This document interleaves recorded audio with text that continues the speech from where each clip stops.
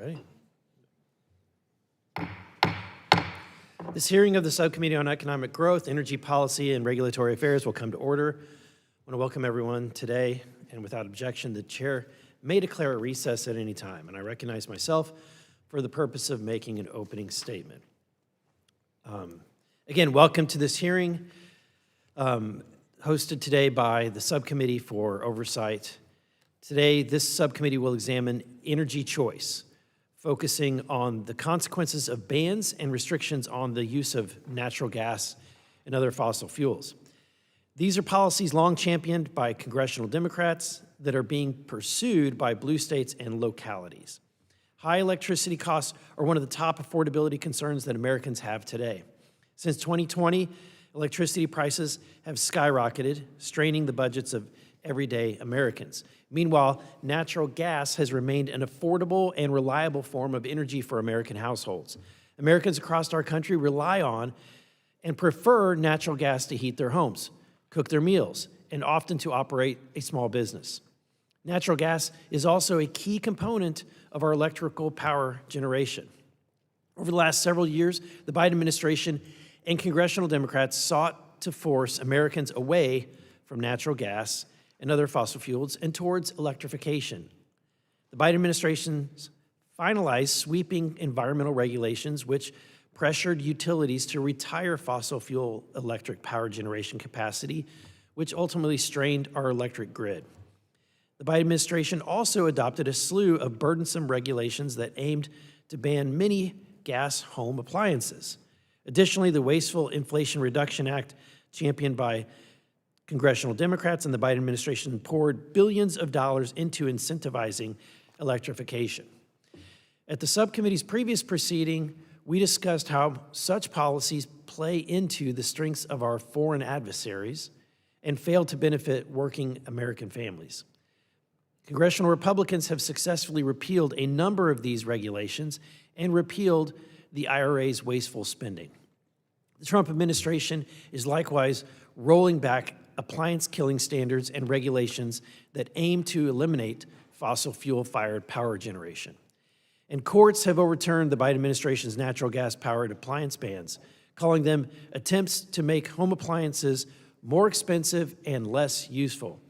However, to help achieve their nationwide aims, Democrat-led states and localities, spurred on by radical climate activists, are still implementing their own bans on natural gas in many types of buildings. For example, this city, Washington, D.C., our nation's capital, is planning on implementing at the end of the year a ban on natural gas in new commercial buildings, certain newly constructed residential buildings, and large renovations. This is highly concerning, and I hope that this committee can do something about it. Our federalist system, of course, gives states the authority to make such ignorant laws, including ban bad laws governing interstate energy. In fact, when I was a Missouri state senator, I led the effort and passed legislation to ensure that Missourians were not subject to natural gas bans or other limitations to energy choice. However, those sorts of bans have broader effects beyond just those states. These bans are being litigated in the courts, with the Ninth Circuit ruling that federal law preempts states, building codes, and restrictions on energy sources. These bans are projected to massively increase electricity demand, shifting the entire energy demand burden for heating and cooking during the winter months to an already stretched power grid. Such bans will not only raise energy prices in the states in which they are enacted, but they also will increase demand for electricity from neighboring grids and regional transmission organizations, raising already high prices in those other states. Importantly, these bans will hurt families, particularly poor families, who are struggling with their energy bills. Additionally, natural gas bans will limit appliance choice for many American families, increasing costs and altering the broader appliance marketplace. They will also make housing construction more expensive, which will only exacerbate the existing home affordability crisis, which is well documented to spill over from one state into the other. According to the analysis from the National Association of Home Builders, in colder climates, full electrification adds $15,000 to the cost of constructing a new home. During this past winter, nationwide households with electric heating saw average seasonal bills of more than $1,200 to keep their homes warm, compared to just over $700 in homes that were heating with natural gas. Additionally, the American Gas Association estimates that households save more than $66 per month when using gas versus an electric appliance. Republicans believe in energy choice, appliance freedom, and energy affordability, while Democrats are trying to ban reliable and affordable energy sources like natural gas and force green energy mandates upon Americans to satisfy radical climate activists. While these various blue state policies may seem isolated, these mandates are really a coordinated nationwide effort to work around Democrat failures to impose such mandates at the federal level. Simply put, a nationwide workaround dressed in local clothing. At a time of sky-high electricity prices and increasing threats to the reliability and security of America's electric grids, the last thing the American people need is a wave of natural gas bans. And with that, I yield to Ranking Member Frost for his opening statement. Thank you so much, Mr. Chairman, and thank you so much to our witnesses for being here today. I'm glad to be here to have the opportunity to discuss a very important subject, rising energy costs and their role on the crisis and the fact that no one can afford anything in America. My Republican colleagues need to face the facts. Energy costs are not drastically increasing because of a small handful of states and localities that have implemented laws that promote electrification and reduce the use of fossil fuels. It is the Trump administration and corporations that are driving up energy costs for Americans. Despite claiming to want to lower costs, President Trump has spent billions of dollars to cancel energy projects that would have lowered costs for the average family. The Trump administration has canceled funding for clean energy projects that would have produced enough electricity to power the equivalent of 17 million homes. Canceling these projects don't just push prices higher. It cuts jobs and threatens our nation's long-term energy security. And to make matters worse, the One Big Beautiful Bill ended the residential tax credits that were lowering energy bills for millions of working families across the country. Without clean energy from domestic sources, we are exposed to global energy shocks and changes within the market, which families are feeling today. And while President Trump is increasing costs for the average American and threatening our security, he is working to make his friends richer. The Trump administration's latest deal to cancel offshore wind projects and drive investment into a liquefied natural gas project is going to generate a massive payday for one of his friends from Mar-a-Lago. As we discussed in this subcommittee last year, the growing use of AI is powered by data centers that use an incredible amount of electricity. This electricity's demand constrains cities' grids, and data centers can jeopardize the quality of life for Americans who live near them. But President Trump sees no problem with this. In fact, earlier this week, he posted that all communities should embrace data centers, and if they do not, they will end up, quote, backwards and poor.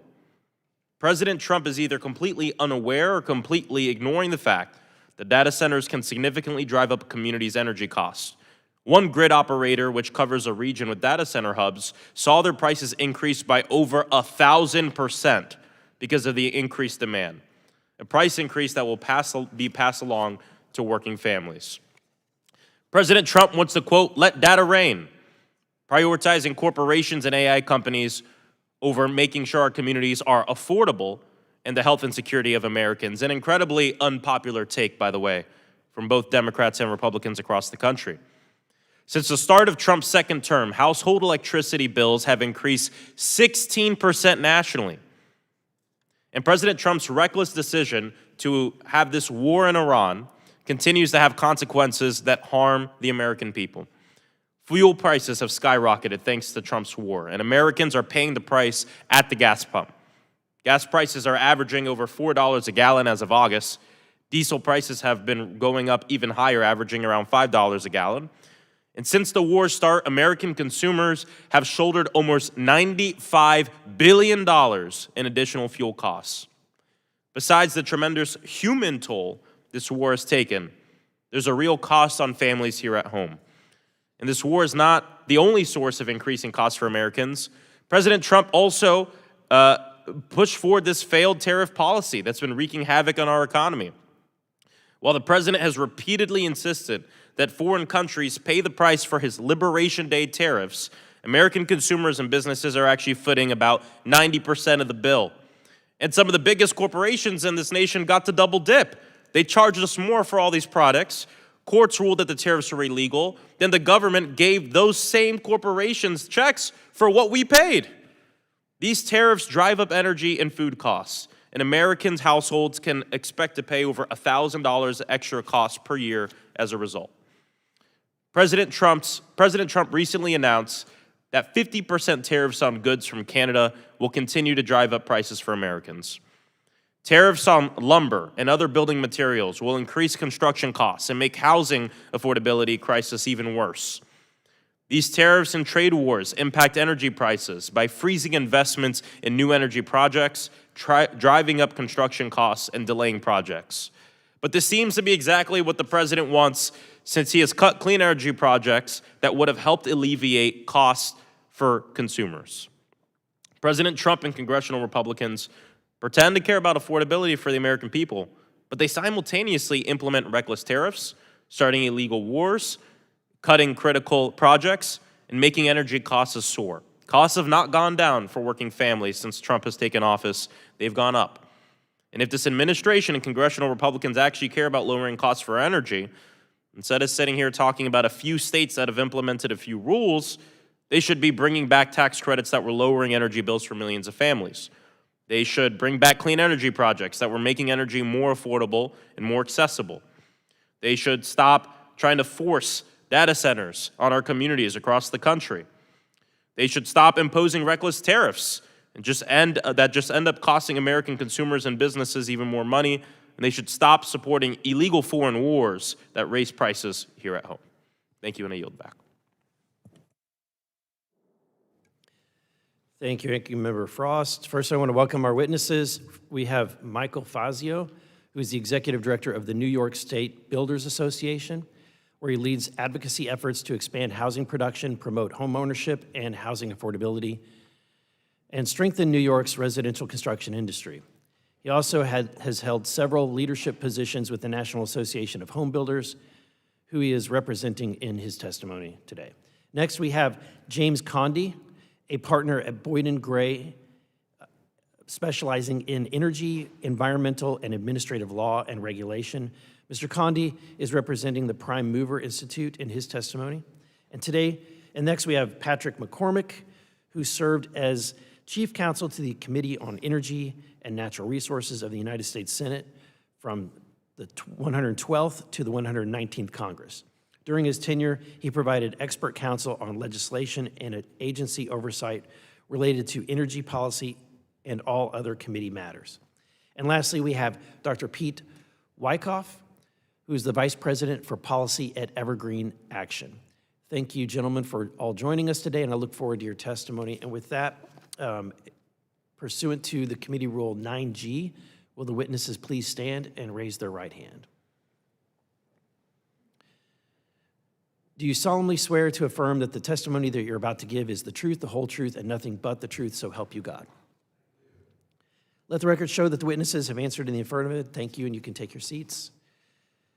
Again, we appreciate you being here today and look forward to your testimony. Let me remind you, I think you all know that how the lights work. Please limit your oral statements to 5 minutes, and please remember to press the button. Otherwise, we will not be able to hear you, and it will not be watched by the millions who watch these hearings on C-SPAN. And with that, I will now recognize Mr. Fazio for his opening statement. Chairman Burleson, Ranking Member Frost, and members of the subcommittee, thank you for the opportunity to testify today. My name is Michael Fazio, and I serve as the Executive Director of the New York State Builders Association, and I am here today on behalf of the National Association of Home Builders. Our industry is on the front lines of a housing affordability crisis. Families are struggling to afford homes, and we simply are not building enough housing to meet that demand. Energy mandates that increase the cost of construction only make that problem worse. For a family trying to qualify for a mortgage, every dollar matters. NAHB estimates that just a $1,000 increase in the cost of a median new home would price approximately 156,000 families out of the market. That is why energy choice matters. NAHB supports improving energy efficiency. Today's new homes are substantially more efficient than homes built in prior decades, and builders continue to incorporate new technologies and construction practices. When it comes to how a home is powered, government should not be picking winners and losers. Families should be able to choose the energy sources and appliances that work best for their homes and their budgets. Some may choose electricity, others may choose natural gas or propane. Those options should compete based upon cost, performance, reliability, and what families actually want. That choice is being taken away in my home state. New York became the first state in the country to prohibit natural gas and other fossil fuels in most new buildings. As someone who represents the state's home building industry, I see firsthand what that means for builders and home buyers. In colder climates, fully electrifying a new home can add more than $15,000 in construction costs. For a family already struggling to afford a home, that can be the difference between qualifying for a mortgage and being priced out altogether. A family may want to build an all-electric home, and builders can certainly do that. But families should also be able to choose natural gas and other sources when it is more affordable or better meets their needs. Affordability is only part of the equation. Reliability matters as well. New York is already facing growing electricity demand and constraints on its generation and energy infrastructure. As we ask the grid to power more of our homes and our economy, we need to be confident it can reliably meet that demand, especially when temperatures drop and energy needs are at their highest. The December 2022 Buffalo blizzard showed how serious the consequences can be when families lose power and heat during extreme weather. That storm brought extreme cold, hurricane-force winds, heavy snow, and widespread power outages. Emergency responders struggled to reach people, and 47 people lost their lives in Buffalo as a result of this storm. That experience underscores why maintaining a diverse mix of energy sources is so important, and the lesson extends beyond extreme weather. As electricity demand grows, it has become increasingly clear that meeting our energy needs will require an all-of-the-above approach that includes renewables, nuclear power, natural gas, propane, and other technologies. We clearly need more energy. We need more reliable energy. We need more affordable energy. Families should be able to decide how they heat their homes and cook their food. Builders should have the flexibility to meet the needs of their customers and their communities. We can make homes more efficient while preserving the choices families value. We should not make housing less affordable, less reliable, or less attainable in this process. Thank you, and I look forward to any questions you may have. Now I recognize Mr. Condi for his opening statement. Chairman Burleson, Ranking Member Frost, and members of the subcommittee. My name is James Conde, and I'm a partner at Boyd & Gray, PLLC, a boutique law firm in Washington, D.C. I'm testifying today on behalf of the Prime Mover Institute, a 501c3 organization that advocates to expand access to all technologies that power the American standard of living, including gas-powered appliances owned by millions of American homeowners and businesses. In today's network home, American homeowners and businesses have a wide variety of choices in appliances. Americans generally choose whatever combination works best for them. And often, but not always, that means choosing gas. In recent years, however, governments at all levels have been pulling every policy lever to squash full choice. Start with the Biden administration's misuse of the 1975 Energy Policy and Conservation Act, or EPCA.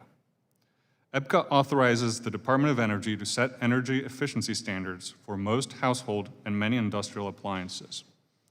In recent years, however, the Department of Energy has misused this old law to push electrification by, as the chairman put it, making gas appliances less useful and more expensive. Let me give you a specific example. If you're like me or millions of other Americans and you live in an old home and use gas for heating, you probably own a non-condensing gas furnace. These furnaces are already very efficient, about 80% efficient, and crucially for many Americans, these furnaces can vent their exhaust gases through an existing chimney using natural draft.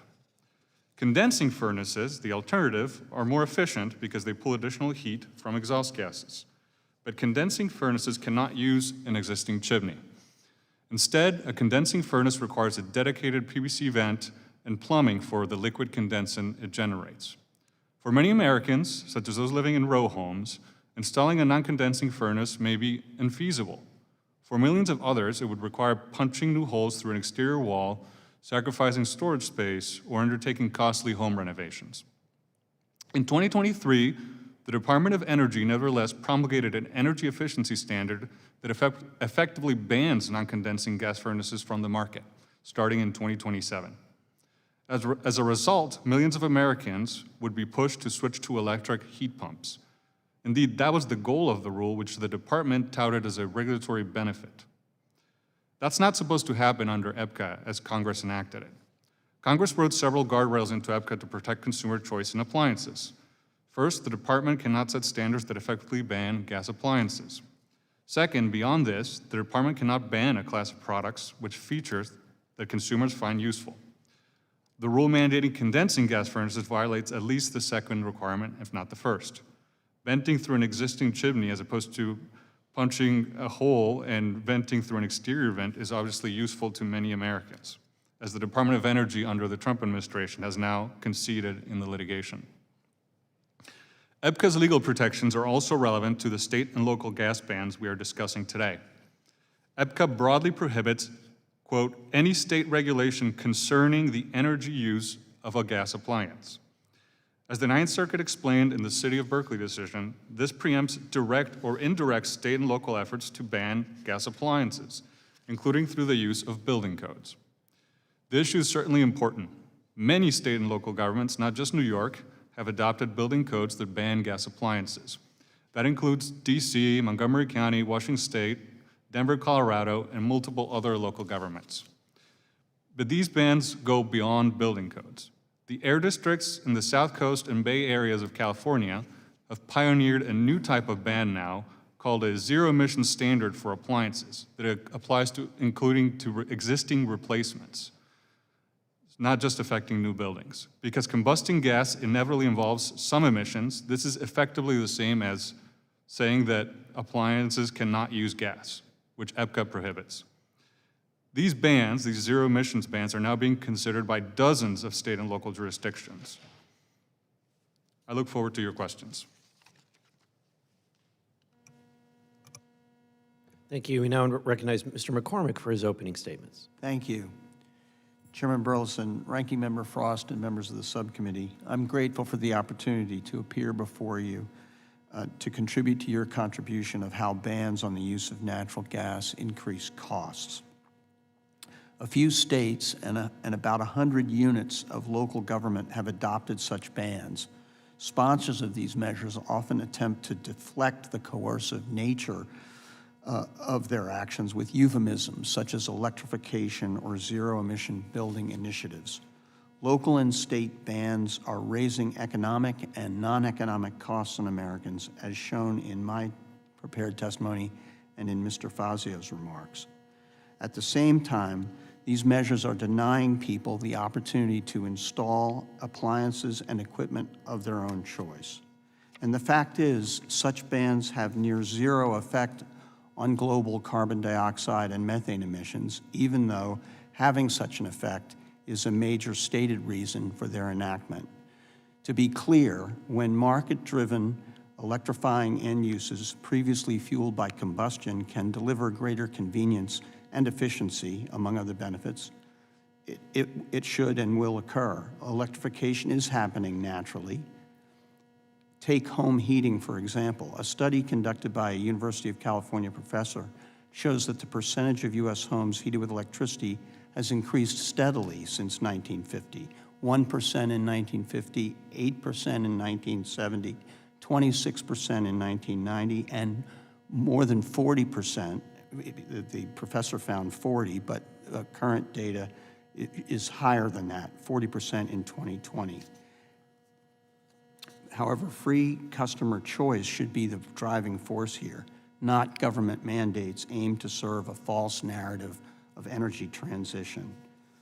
As the chairman mentioned, I'm Pat McCormick, a member of the bar who stepped down last year as chief counsel of the Committee on Energy and Natural Resources in the Senate.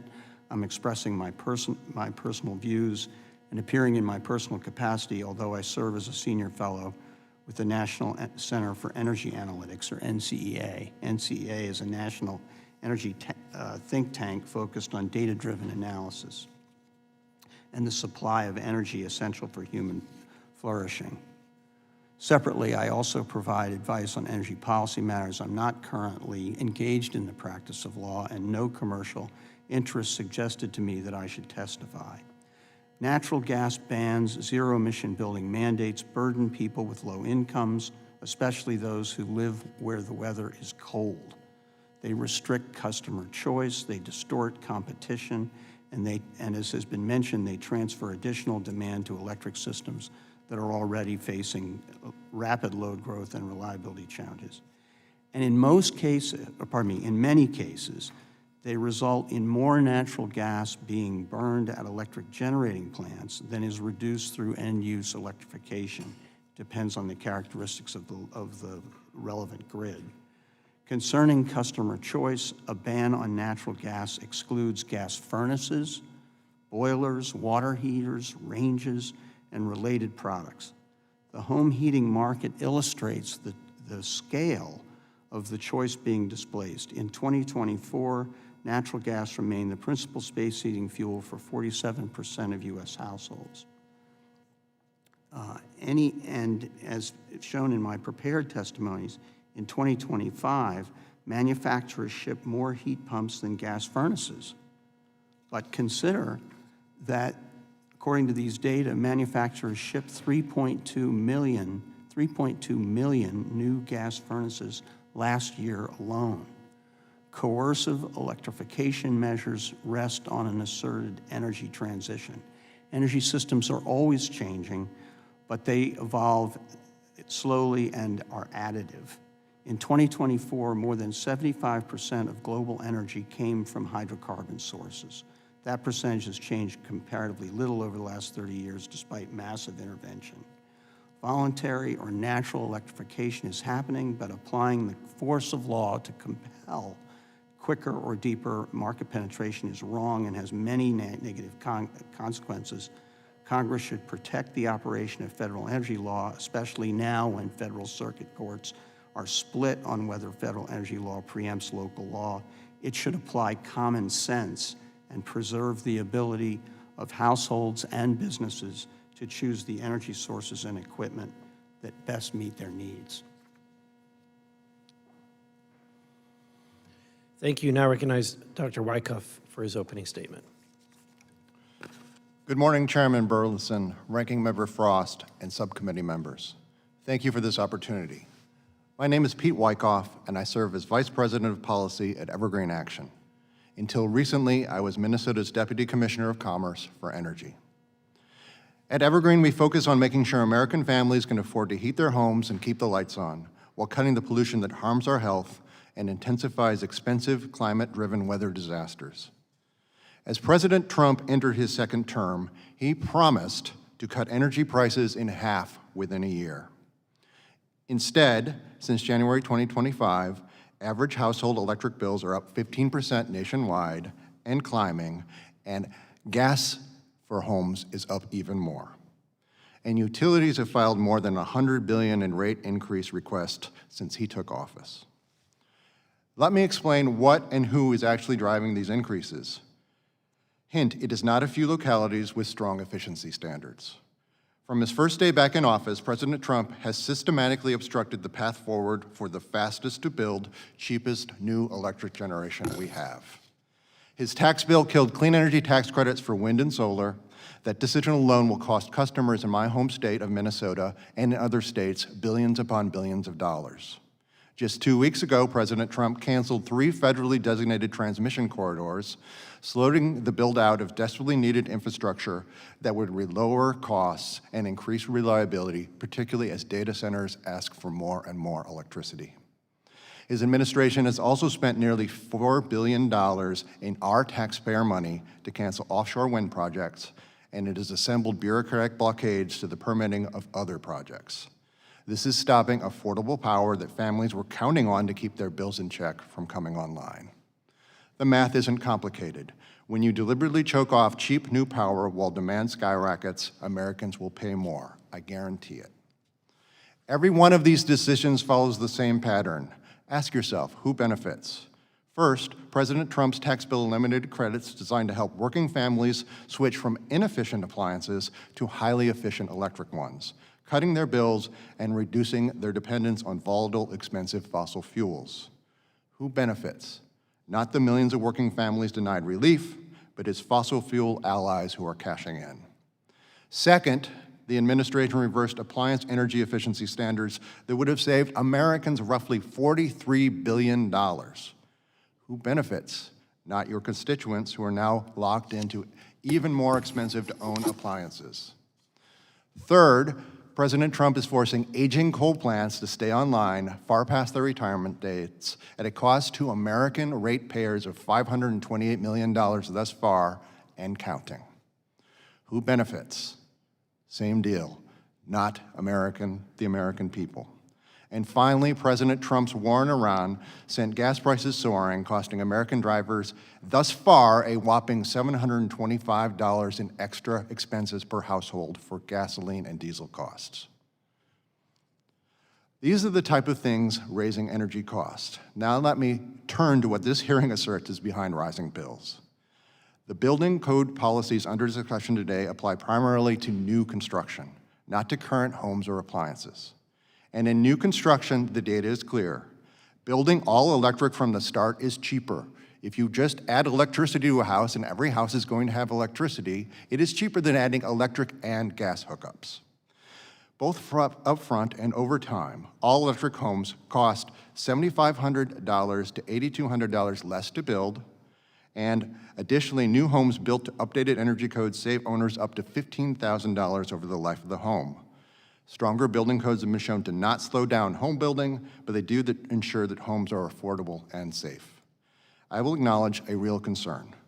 For existing homeowners who want to upgrade, upfront costs can be a genuine barrier to electrification. That is exactly why the Inflation Reduction Act created rebate programs to help families make the choice on their own timeline if they choose. But the administration has slow-walked those programs, delaying and denying relief to families who need it. In closure, picture a future where families live in efficient, affordable homes insulated from volatile global markets. The technology exists, the economics are clear. What stands in the way are not efficiency standards in a few blue cities. It is an administration that is governed consistently and deliberately for its fossil fuel donors at the expense of working families, with considerable help from their allies in these halls. Thank you, and I welcome your questions. Thank you. I now recognize myself for 5 minutes of questions. Mr. Conde, after hearing the remarks from Dr. Wyckoff, I just wanted to give you an opportunity to respond. The statement that requiring the homes be only built with electricity, that adding all of the limitations of access to other fuel resources, that actually keeps the cost down. What is your response to that? So I think that's Orwellian. It doesn't make any sense. If it were so cheap and so good, why do you need to mandate it? That's the obvious question, Yeah, isn't it? it If it is. were so great, why would we? Why would Nobody you- actually believes this. That was my thought. I actually thought it was the statements were actually. And the idea really that this is absurd. some form of relief for homeowners is insane. Makes no sense. My other question is, who actually is really benefiting from this like crony scheme of tax credits that was devised to ideally to help people who are poor? That was the intent, right? That was the stated intent. Who is actually the ones that benefited from this, from the tax credits? It depends on exactly what tax credits we're talking about, but obviously corporations selling heat pumps are big beneficiaries of the tax credits that were mentioned in the IRA. So it really depends, but Yeah, it was either rich people who had the discretionary income to pay for expensive, like whether you wanted to put solar on your roof and get tax credits in that way, or if you wanted to put a geothermal unit, then and you had the resources to do it, and then guess what? You get to charge that's right. your I mean, neighbor who can't afford to do that. You get the tax deduction, they do not get that tax deduction. most low-income Americans don't pay income taxes, so they don't That's get right. In fact, I just looked it up. Most people, only 9% of the population that makes below $100,000 actually itemizes their deduction. So if you make less than $100,000, odds are you're not itemizing, and you're really probably never going to install a geothermal unit, right? But the guy that makes over $500,000 to $1 million is 50% likely to itemize, and is the person that's going to be basically take taxpayer money to install a geothermal unit so that they can have cheaper electricity. This is the absurdity that I think that my well-intentioned friends have made, but the irony is that the opposite has happened. It's almost like reverse Robin Hood. We basically created a system where we're robbing from the poor and giving to the rich. Would you agree with that statement? I would agree with that. Mr. Fazio, could you explain to those of us who don't build homes for a living, who don't actually have to write the checks, actually figure out how to make something affordable, can you explain what some of these well-intended, idealistic ideas, what their impact really is on the cost of homes? Sure. NHB has done a study that says it's $15,000 more to build a new home, all electric, which you said in your opening statement. But we're seeing gas bans pop up all over the country, New York, Maryland, DC, Denver, Georgia even now, and which will ultimately increase demand and increase electricity prices, which as a domino effect will, all electric homes are more expensive to build and operate, and more expensive for the consumer to buy. But I think more broadly, and more importantly, we're forgetting the cost to get, now we're talking about, we build subdivisions, we build communities. We don't build high-rise buildings in the middle of the city. We Right. build suburban, rural, The American dream. the American dream for working families. So the cost to get the power for an all-electric community from the power substation, through the lines, through the transformers, I mean, it can be hundreds of thousands of dollars, it can be millions of dollars to get the proper capacity to the site. That is extremely expensive. Also, in the home itself, you're talking about many times having the electric panel go from 200 to 400 amps, not to get technical, for an electric home. And also, in addition to the cost of getting that upgraded power from the substation to the transformer to the site, maybe miles, the lead times, we've been quoted from utilities in New York, are 18 to 24 months. Those are killers for these projects. These projects, they won't pencil out, they don't get built. They cause uncertainty to the investors and the banks and the lenders to these home builders. So the uncertainty of this all is really troubling, and we simply don't have the capacity in New York and around the country. Thank you. My time has expired, and with that, I yield to Ranking Member Frost for his questions.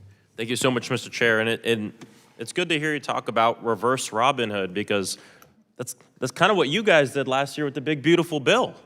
I mean, that's what the whole bill was. Most of the benefits went to the richest Americans. What I call reverse Robin Hood is ripping away health care from 17 million people, cutting Medicaid from 17 million people to give tax breaks to billionaires and corporations. What I call reverse Robin Hood is taking away $200 billion from feeding hungry kids to give tax breaks to billionaires and corporations. So I'd love to talk about reverse Robin Hood, because that is the big, beautiful bill. I'm also very glad, though, that we're here to talk about increased costs in energy, because I'm paying the most in energy I ever have in my house. I live in Florida. It's the summer. It's really hot.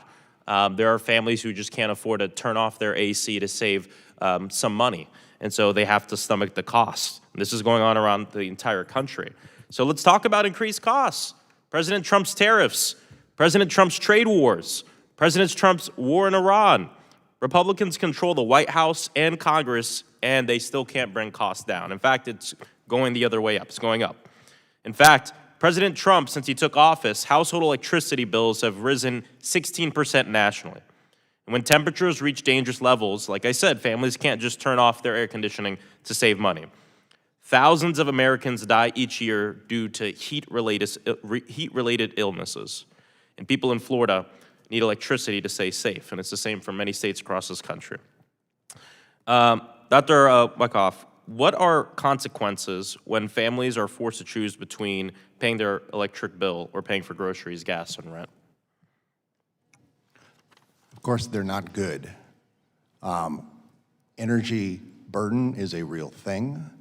Energy burden is something that is going up in many places. And as you hinted, this is at a time when we have increasing electric demand and we have increasing costs in our gas systems. I think thus far people have assumed that gas systems come for free, but electric systems cost. They both are two separate and costly systems. Both are going up. In the case of the electric system, demand is going up, but at the same time, there are steps being taken to block the bringing on of the cheapest way to add electric generation, and that is wind and solar and storage to make it. I have a question about this too, because a lot of times you hear people talk about we shouldn't be picking winners and losers. We shouldn't be picking winners and losers as it relates to this. So has the United States of America never picked winners and losers, or tipped or gave billions of dollars in subsidies to any kind of energy production? Did that never happen? I think you're setting me up there. We know that fossil fuels have been subsidized for years and years and years. Permanently built into the tax code, so no one talks about it. So fossil fuels have been yes. subsidized using taxpayer dollars for a long, long time. Yes, it is permanently built into the tax code, so it's not these things that come and go and expire. Oh, okay, gotcha. All right, I just wanted to make sure we got that on the record. Part of the issue here is they're not making energy more affordable, they're too busy weaponizing it. Last October, the Trump administration canceled over $7 billion in grants for clean energy projects, which we spoke about. And to Mr. Fazio, to your comments, I agree. I mean, we need to diversify our energy mix, and this is part of doing that. Dr. Wyckoff, should the politics of a state play a role in determining whether a project receives federal funding or not? Absolutely not. And as a former energy official from the state of Minnesota, I can say that we had grants that were penciled out for being cut, while identical grants in other states that had voted for Donald Trump continued. That is un-American. Well, due to court documents, these projects were in 16 states that didn't vote for President Trump. And we know that politics was used in determining what projects would be cut and which ones wouldn't. On Monday, President Trump said that communities that oppose data centers want to be backwards and poor. He said, let data reign. So that's right, America. If you're concerned about the mass production of AI data centers in your backyard, President Trump says you want to be backwards and you want to be poor. If you're worried about your energy costs going up because of an AI data center being put in your community, President Trump says, shut up, let data reign.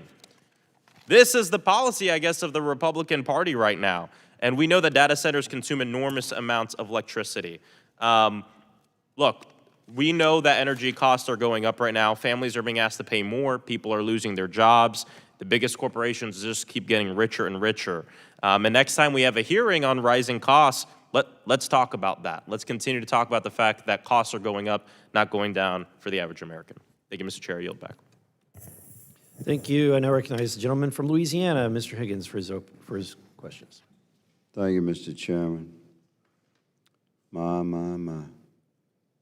Not sure where to begin here, but in my limited time of 5 minutes, I'm going to drill down into home building and home construction and the options that Americans have or don't have, depending upon where you live. And if you live in an area where government does not oppress your choices on how and what to build in your home or how to prepare your home for independent living, if you're interested in independence at all, then government oppression stopping your choices is on installing natural gas appliances is quite a thing.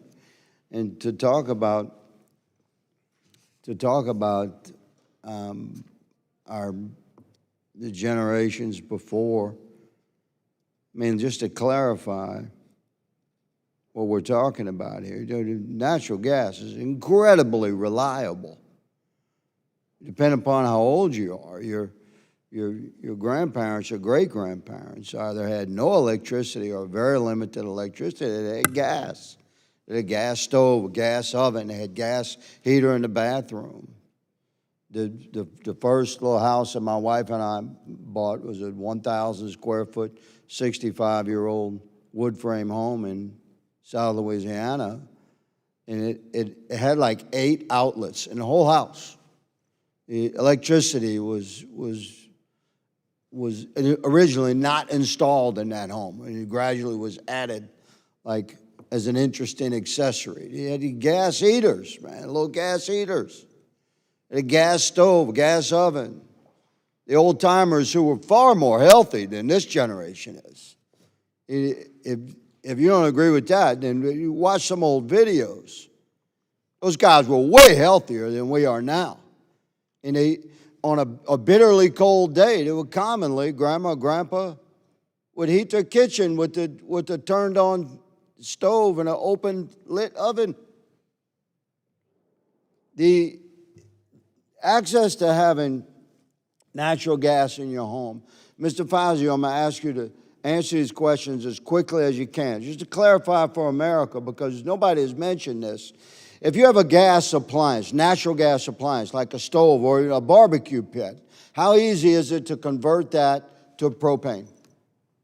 To convert it to propane? Yes. It's very easy. Very easy. It's a valve.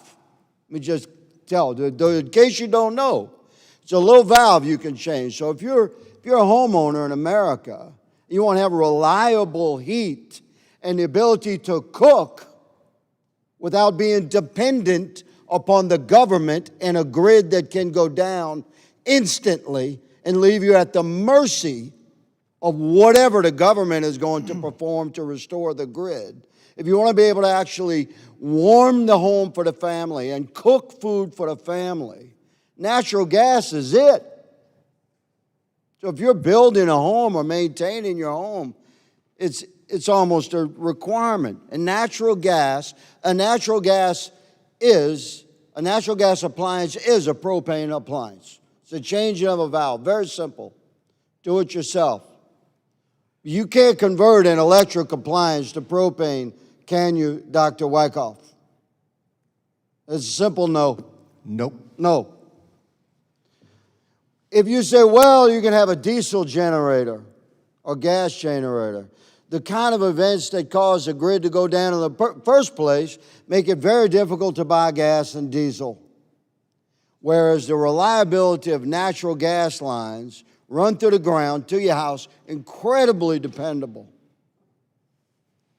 So we have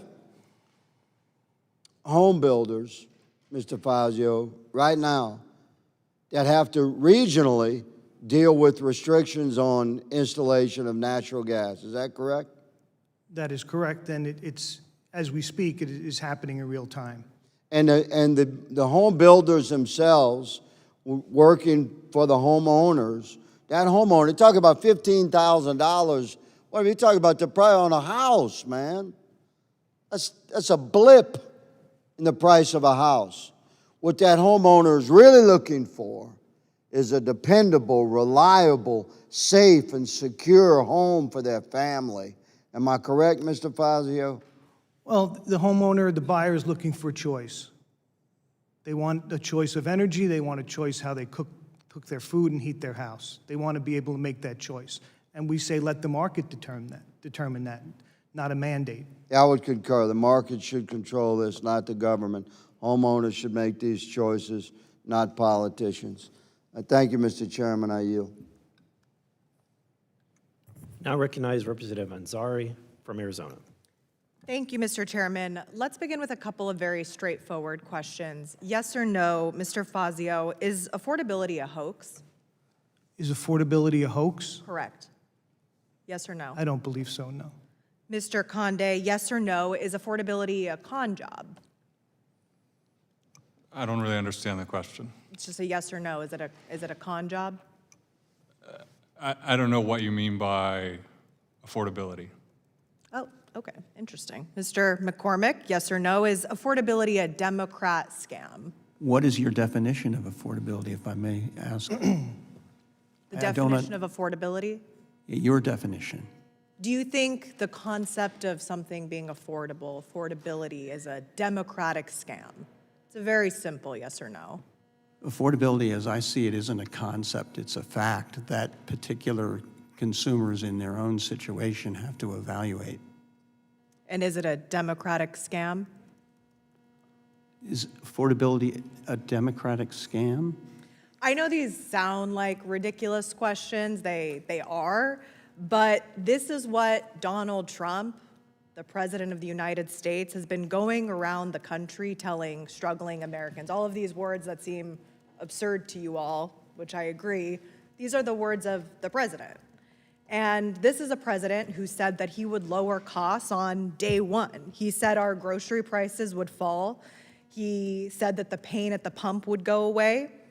What happened to all of those promises? Well, here's what Donald Trump actually has done with his time in office. He's cut over 110,000 good-paying clean energy jobs, including thousands in my home state of Arizona. The projects that Trump has cut were a lifeline. They would have brought down energy costs and made life more affordable for Americans. I also agree with all of the above energy approach, but that's not what this administration with control of the White House and Congress have done.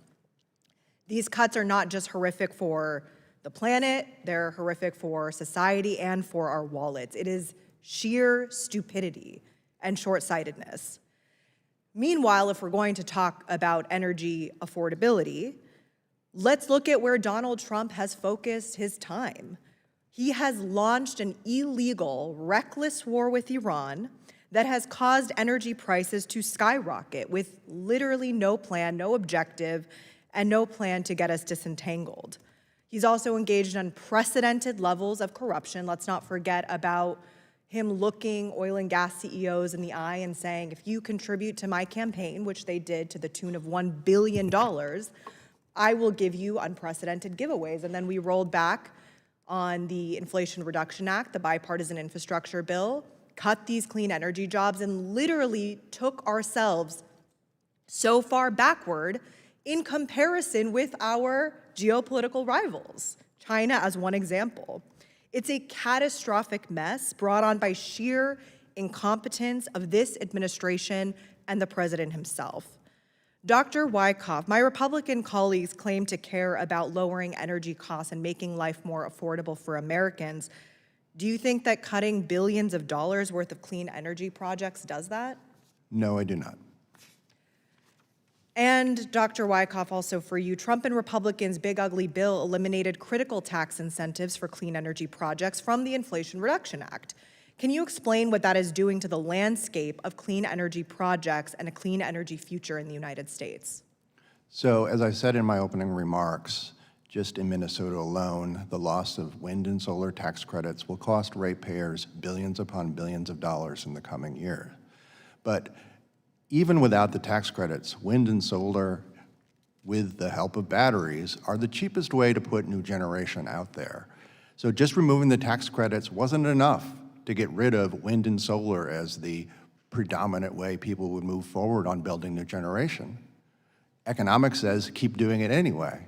So then we keep getting these thumbs on the scale of, well, I will pay you to give you the leases back for your wind projects. I'll use American taxpayer dollars to do that. Or I will hold up federal permits for wind projects in Minnesota and elsewhere, because just getting rid of the tax credits wasn't enough to change the economics. Now you have to push on the scale if you want to get rid of wind and solar development. But what are you going to get in its place?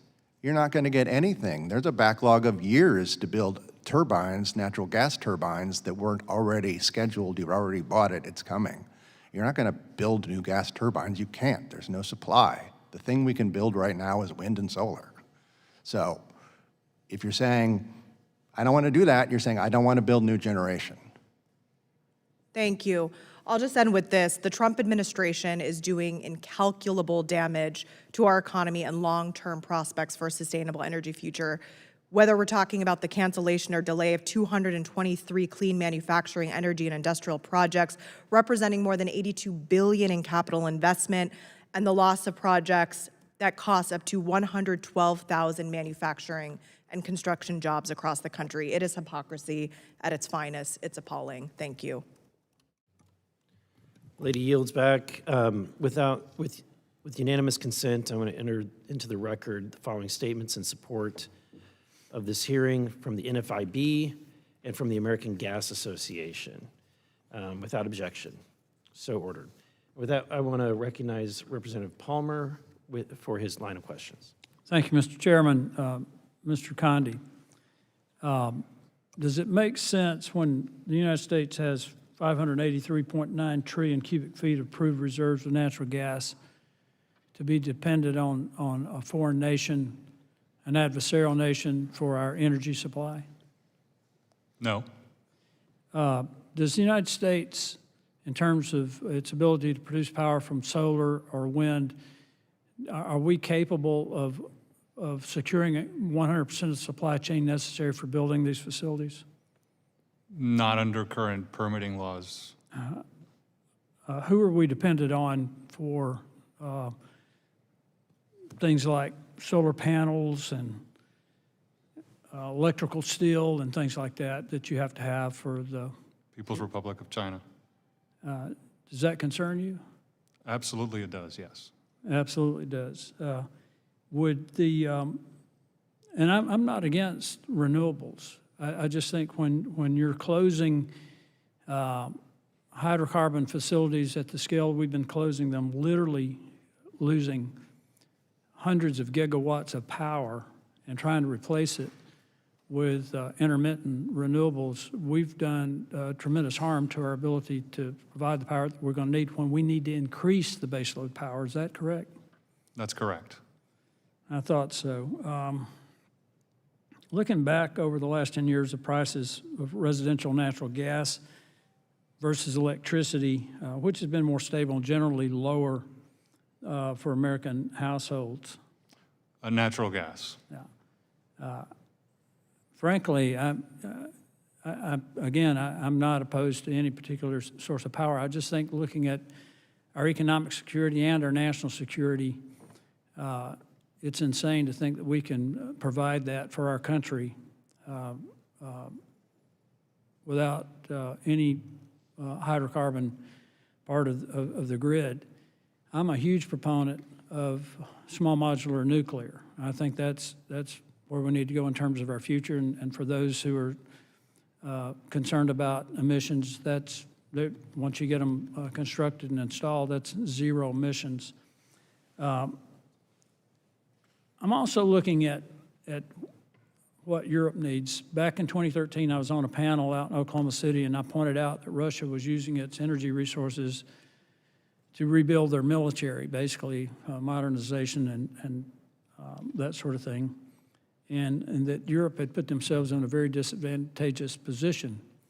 I think we could find ourselves in that same position in regard to China. We already are in terms of critical minerals processed and refined critical minerals from rare earth elements. Does that concern the members of the panel? I'll let each one of you answer. That we could be heading in the same direction that Europe did in terms of reliance on China?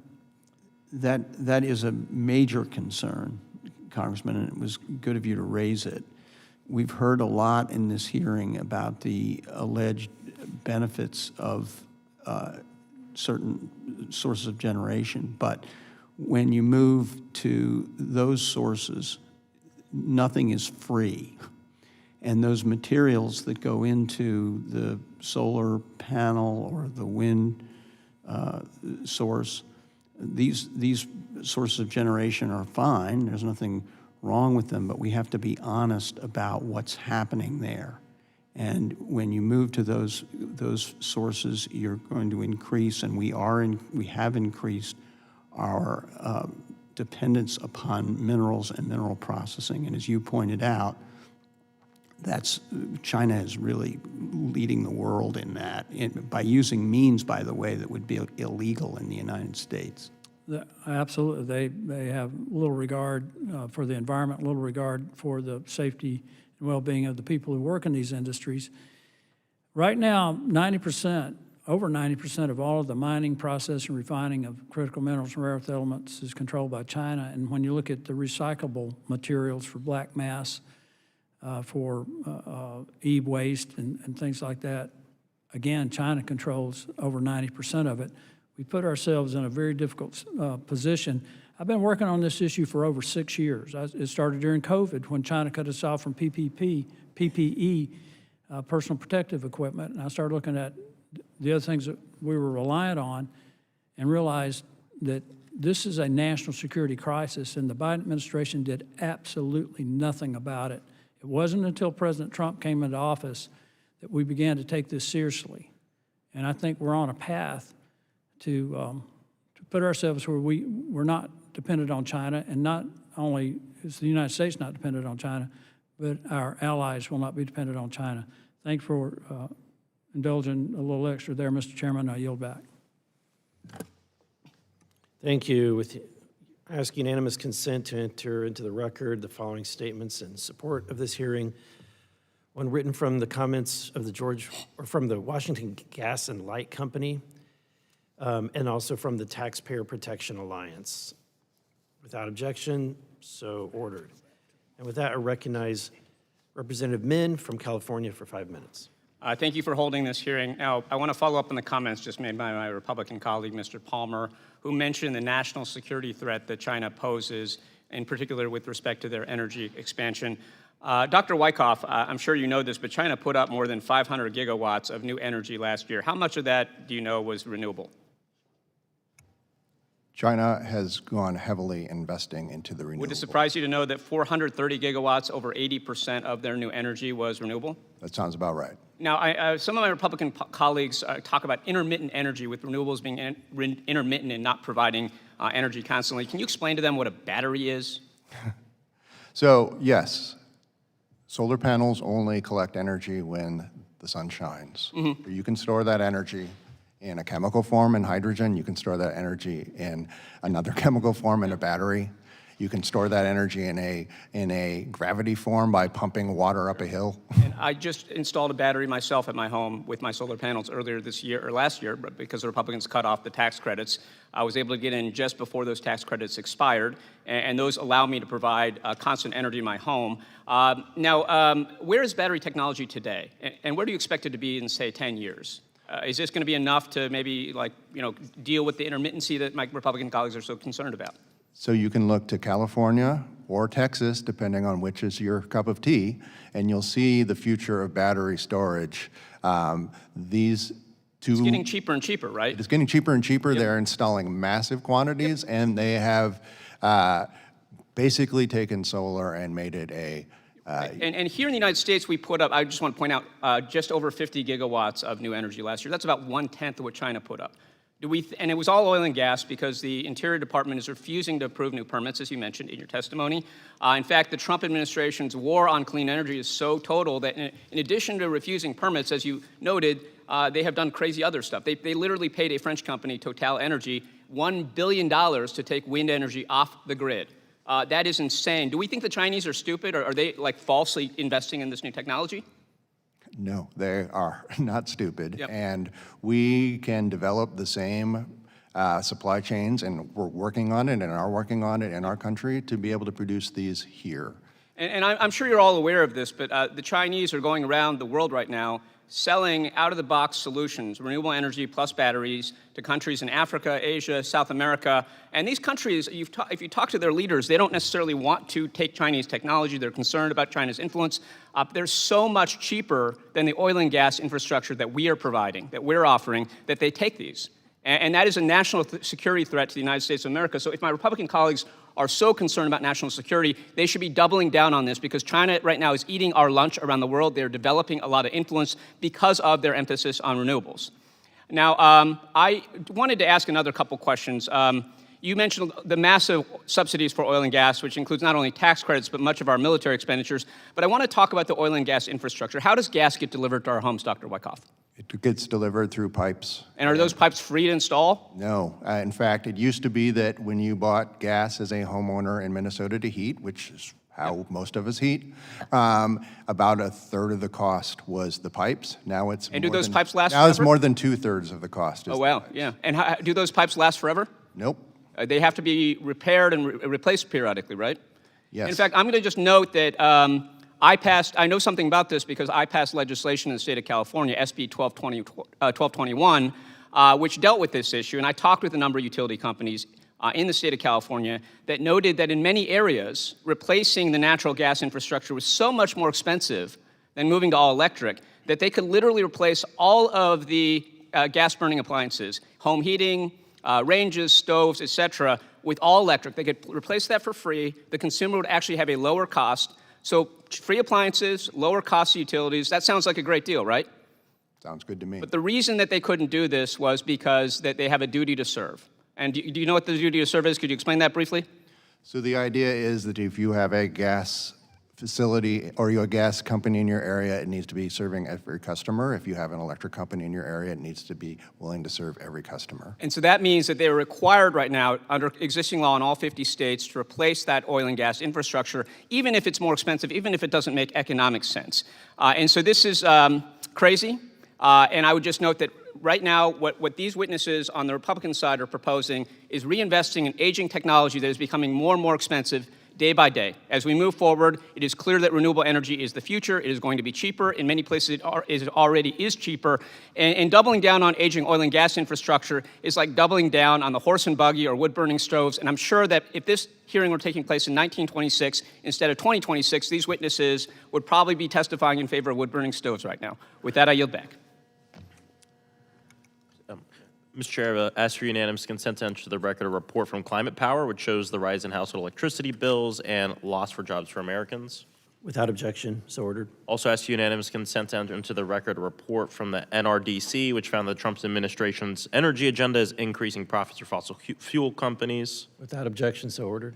And then a new article from ABC entitled, New York Construction Industry Could Be Hit Hardest as Canadian-U.S. Trade War Continues.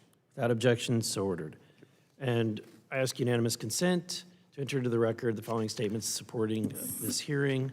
One written testimony from Angela Dingle, who is the president and CEO of Women Impacting Public Policy. And then another statement from Energy Equipment Infrastructure Alliance. And without objection, they're submitted, so ordered. And with that, I recognize the gentlewoman from Colorado, Ms. Boebert, for 5 minutes. Thank you, Mr. Chairman, and thank you to the witnesses for being here today. Mr. Fazio, Colorado is already seeing cities like Crested Butte, Boulder, Denver. They're using building codes that prohibit natural gas in certain newly constructed buildings. And from the perspective of a home builder, What does removing natural gas as an option do to the cost of the construction of a new home? Well, you're eliminating choice for the consumer. So you're eliminating them to pick how they choose to heat their home, heat their water, or cook their meals. And the cost is more expensive. And I mentioned earlier, we have a study from NHB that states that it's $15,000 more to build an all-electric home today. And, you know, I didn't realize that there were that many in Colorado. I thought it was just Denver, but thanks for mentioning that. But we believe in all the above energy approach will serve more Americans than any other strategy. To have that choice and not be mandated to tell the consumer, to tell the home builder what they have to put in the house for the buyer. Yes. I'm really excited to hear you talk about choice being taken away, because so often on the other side of the aisle, I hear how pro-choice my colleagues over there are, and here they're wanting government to choose and be that heavy lifter and have the heavy hand of government choose the winners and losers. Now, Mr. Fazio, in Colorado, voters will have an opportunity this November to vote on Initiative 177. I'm not sure if you've heard of it or not yet, but this would enshrine a right to purchase natural gas in the state constitution. Now, from your experience representing builders, why would this ability to preserve, to choose natural gas be important to Colorado homeowners and potentially even others? Well, I wasn't aware of that. Thank you again. Again, it preserves choice. I mean, we have our hands full in New York. We have an energy capacity issue. And to have an all hands on deck, all the toolbox, all above the approach serves our nation well, serves home buyers well, serves builders well, and we believe will drive the cost of housing. And as you all know, we have an enormous need for housing in this country. And every additional mandate or cost has to be considered in that context.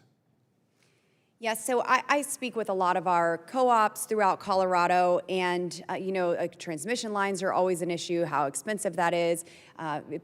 Companies coming in using eminent domain and taking over private property rights.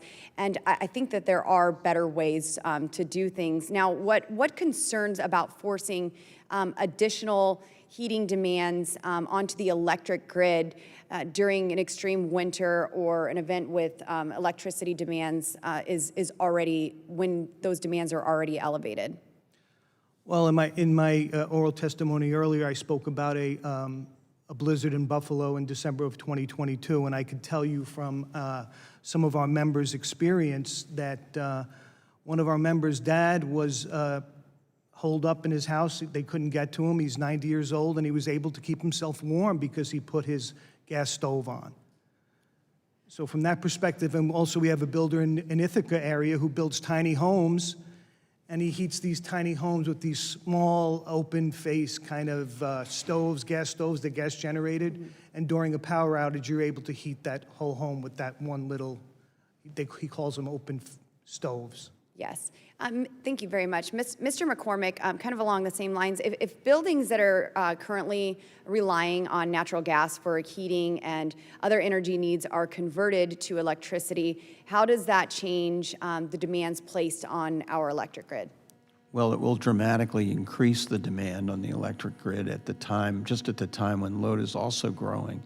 And so you're going to stress these grids. The North American Electric Reliability Corporation, or NERC, has pointed out that the systems are already stressed and has expressed concern about the ability of the systems to maintain reliability. Yes, and I'll ask this very quickly, Mr. Condi. We're seeing cities across the country use building codes with zero emission requirements to restrict or effectively prohibit natural gas. How does federal law particularly prohibit, this policy apply when local government is using these same building codes? Sure. So as the Ninth Circuit has said, these laws are illegal. The statute prohibits state and local laws concerning energy use, and it's pretty difficult to say that banning energy use from gas appliances is not concerning energy use. So I think it's a pretty straightforward argument, and I think we'll hear soon from the Supreme Court on this. Wonderful. Thank you so much. Thank you, Mr. Chairman. Thank you. And with that, I recognize, first I want to say thank you to the witnesses all for coming today. I think this was a very informative hearing. And with that, I now yield to Ranking Member Frost for his closing remarks. Thank you so much, Mr. Chairman. Thank you so much to our witnesses for being here and sharing your perspectives. I think we can all agree that energy costs are too damn high, and we need to do something to make this necessity more affordable for Americans. But I have to say, targeting pretty small-scale local bans is not going to be the solution. And so my hope is, as we continue to have hearings on rising costs, let's focus on a lot of the bigger things that are driving energy costs up, because hopefully we all know in this room that this is not it. There's a lot of issues impacting this, and we should definitely get into it. Thank you, and I yield back. Thank you. And in closing, I want to thank the witnesses again for your time. This is an important issue. Families are struggling with energy bills, which have been climbing steadily since 2020. Various elected officials in the progressive movement have waged a war on fossil fuels and natural gas and its use from the federal level all the way down to the state level. And while the most aggressive attempt was under the Biden administration, which sought to phase out gas stoves and electrify the country at taxpayers' expense. After the Biden administration and congressional Democrats failed to zero out natural gas and force electrification at the federal level, the fight continues, increasingly shifting to the state and the local level. Democrats across the country are working to ban natural gas and other gases through building codes and net zero mandates. And I personally have fought against these attacks on energy affordability and the grid reliability since my days in the Missouri Senate, when I passed legislation to do so. Look, these mandates hurt families, especially hardworking families and small businesses.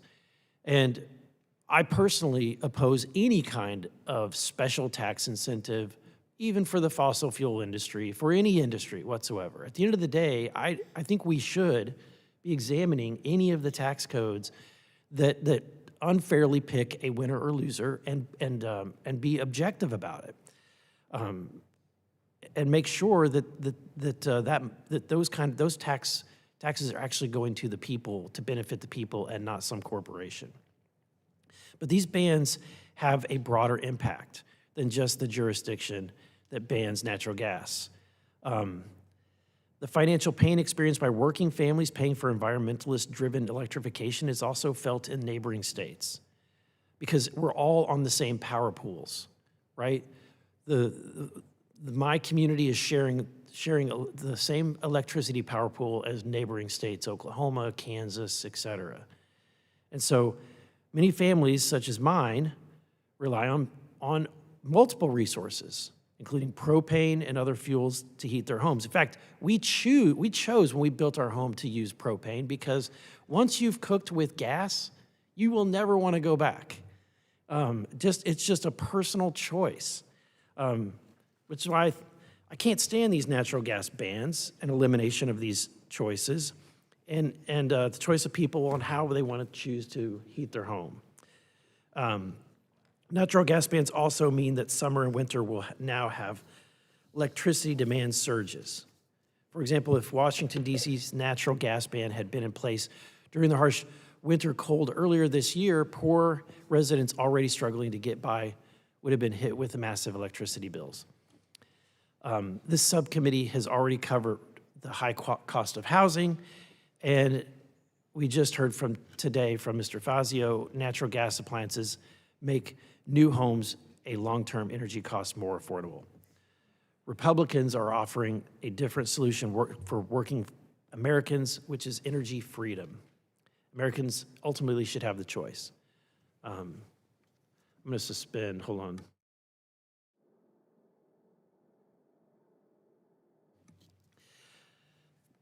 Thank you, Mr. Perry. I now recognize Mr. Perry from Pennsylvania for 5 minutes. Thank you, Mr. Chairman, and thanks to our witnesses for being here. Question for me is centered on Pennsylvania. My bosses live there. They pay the rates there. But of course, Pennsylvania sits on a mountain of energy. And I'd just like any on the panel to comment on policies like RGGI, the Regional Greenhouse Gas Initiative, and how it impacts consumer prices for heating and for energy in general, and also on policies like the Delaware River Bay Commission, which has banned fracking in the area of its jurisdiction across Pennsylvania, and then further to comment on states like New York who have disallowed any of the pipelines that would take the natural gas from Pennsylvania to spots in New England that force us literally to buy Russian gas transported on Russian ships in New England at probably twice the price of gas in Pennsylvania and other states. If anybody would comment on those policies. Yes, sir, Mr. McCormick. Yes. Well, first of all, with respect to the greenhouse gas initiative of several states, Virginia has come back into that activity since the election of its new governor, and electric costs are projected to rise dramatically as a consequence. There's a lot of data on that point. With respect to the problem of there being too little natural gas infrastructure, that natural gas in Pennsylvania, if it were available to serve in New England, would reduce electric costs in New England pretty dramatically and frankly increase energy security there. It would also address the situation that New England is really in a very difficult energy situation. But Mr. McCormick, if you could please, if you could speak more plainly. So I think I understand what you're saying, but for people that aren't living in this world, in your world every single day, that they get up, they put their kids on the bus and they go to work and they pay their bills.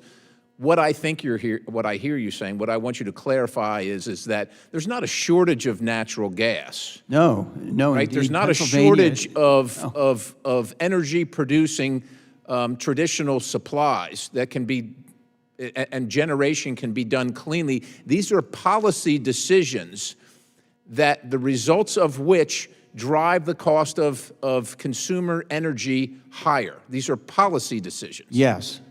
They are policy decisions. And and if anybody wants to comment on that or this further, Pennsylvania's current governor, Governor Shapiro, who plans to run for president, is blaming the PJM, the Pennsylvania, Jersey, Maryland Interconnect, the power regulator across Pennsylvania and other states, for the high cost of energy while simultaneously closing down baseload generation like the governor before him. Would you comment on that? Yes, your analysis is correct. The fundamental problem in the PJM area, PJM being the regional transmission organization for this 13-state region, the fundamental problem is that there isn't enough electric capacity being built. But why? Or being maintained. Why? Well, because of many of the policy decisions that you've already identified. For example, I mean the problem, frankly, of permitting, and the war that many special interest groups have prosecuted against the construction and the installation of natural gas pipelines, for example. If you don't mind, I don't mean to cut you off, Mr. Conde. Did you have a comment? Yeah, so my law firm was involved in some of the litigation involving proposed pipelines to New England. So the reason, prices are so cheap in Pennsylvania and it's so expensive in New England is because— They're not cheap in Pennsylvania. They're just much more expensive in New England. But carry on, please. So much less expensive. So the reason is that New York State Attorney General and environmental activists opposed and litigated the pipelines to death. So you can't build through New York. So there's a choke point right there. And instead, we're importing from Russia. So if I could summarize at least my portion of the conversation with you gentlemen is that it's not a lack of supply, it is a lack of, or it is a wrong-headed policy poor judgment that has caused the prices of generation and fuel in general, and certainly in northeastern states, to be high. These are policy decisions made by elected officials. Yes or no? Yes. Mr. Condi? Yes. Mr. Fazio? I yield back. I'll yield 1 minute to Ranking Member Frost. Dr. Wyckoff, I saw your hand was on a thing. I don't know if you wanted to add something to that. Oh, yeah, thank you. It seems like an odd time to be paying offshore wind projects that were almost completed to go away when we have a supply limitation in the eastern part of the United States. Thank you for making that point. Thank you. And with that, I want to say again, thank you to our witnesses for coming. I think this was a very valuable discussion. And with that, and without objection, all members have 5 legislative days within which to submit materials and additional written questions for the witnesses, which will be forwarded to these witnesses. And if there are no further business, without objection, the committee now stands adjourned.